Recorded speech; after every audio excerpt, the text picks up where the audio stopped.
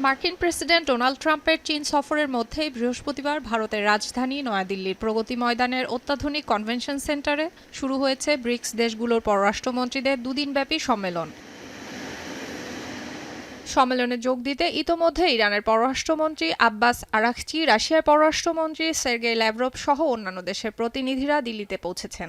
ভারতের পররাষ্ট্রমন্ত্রী এস জয়শঙ্কর এই উচ্চ পর্যায়ের বৈঠকে সভাপতিত্ব করছেন। আসছে সেপ্টেম্বরে ভারতে অনুষ্ঠিতব্য 18তম ব্রিক্স শীর্ষ সম্মেলনের আগে বিশ্ব কূটনীতির কেন্দ্রবিন্দুতে পরিণত হওয়া এই সম্মেলন বেশ গুরুত্বপূর্ণ।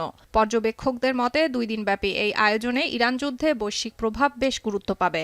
এছাড়া আসন্ন বার্ষিক ব্রিক্স শীর্ষ সম্মেলনের আলোচ্যসূচি এখানেই নির্ধারণ করা হতে পারে। পাশাপাশি চলমান বৈশ্বিক ভূরাজনীতি, জ্বালানি সংকটের প্রেক্ষাপটে পারস্পরিক অর্থনৈতিক সহযোগিতা, আঞ্চলিক নিরাপত্তা ছাড়াও জোটের সম্প্রসারণের আলোচনা এই সম্মেলনের অন্যতম আলোচ্য বিষয়।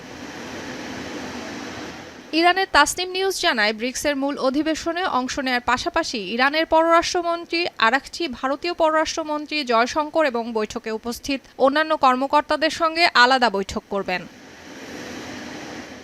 চলতি বছরের এপ্রিলে ভারত নয়াদিল্লিতে ব্রিক্সের উপপররাষ্ট্রমন্ত্রী এবং মধ্যপ্রাচ্য ও উত্তর আফ্রিকার বিশেষ দূতদের একটি বৈঠকের আয়োজন করে। যুক্তরাষ্ট্র ও ইসরায়েল ইরানের ত্রিমুখী সংঘাত কিভাবে মোকাবেলা করা যায় তা নিয়ে ইরান সংযুক্ত আরব আমিরাতের মতবিরোধের পর বৈঠকটি কোনো যৌথ বিবৃতি ছাড়াই শেষ হয়, যেখানে সংযুক্ত আরব আমিরাতও নিজেকে ইরানি আগ্রাসনের শিকার হিসেবে দেখে বলে জানায়। এরপর থেকে ইরান এবং সংযুক্ত আরব আমিরাতের মধ্যে উত্তেজনা কেবল বেড়েই চলেছে।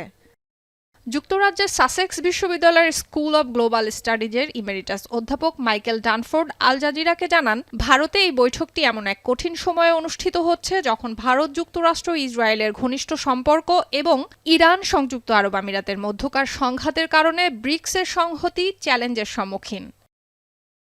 সুলতানা দিনা, এখন বিশ্ব।